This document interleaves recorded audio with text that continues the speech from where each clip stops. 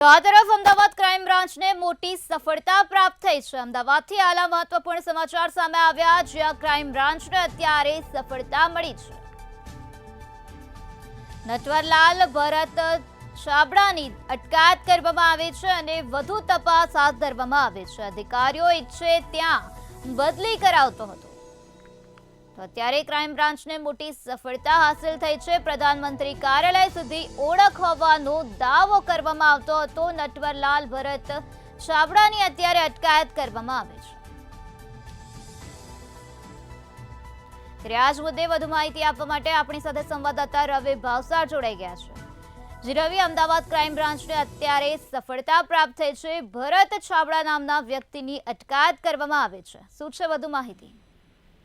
બિલકુલ જો વાત કરવામાં આવે તો અલગ અલગ ઉચ્ચ નેતાઓ સાથે સંબંધ ધરાવતા હોવાની છાપ ઉભી કરીને જે અધિકારીઓ છે, જે અધિકારીઓ પાસે બદલીના નામે લાખો રૂપિયા પડાવી લેનાર જે ભરત છાબડા છે, તે ભરત છાબડાની ધરપકડ છે, તે ધરપકડ અમદાવાદ ક્રાઇમ બ્રાન્ચ દ્વારા કરવામાં આવી છે। જો વાત કરવામાં આવે તો હરિયાણાથી તે ધરપકડ છે, તે ધરપકડ કરવામાં આવી। સાથે જ વાત કરવામાં આવે તો જે પ્રમાણે જે ઉચ્ચ નેતાઓની જે ઓળખાણ છે તે પોતે રાખી દે છે। સાથે જ વાત કરવામાં આવે તો લોકો પાસેથી લાખો રૂપિયા પડાવી લઈને જે ઠગાઈ છે, ઠગાઈ કરવામાં આવતી હતી। હાલ તો સમગ્ર મામલે અમદાવાદ ક્રાઇમ બ્રાન્ચ તપાસ કરી રહી છે કે કેટલા લોકોને જે ઠગાઈ છે, ઠગાઈના ભોગ બન્યા છે। સાથે જ વાત કરવામાં આવે તો વધુ લોકો પણ જો ભોગ બન્યા હોય તો અમદાવાદ ક્રાઇમ બ્રાન્ચનો સંપર્ક કરવા વિનંતી કરી છે।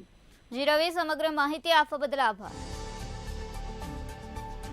અત્યારે નટવરલાલની અટકાયત કરવામાં આવી છે અને આ સમગ્ર મામલાને લઈને વધુ તપાસ હાથ ધરવામાં આવી છે।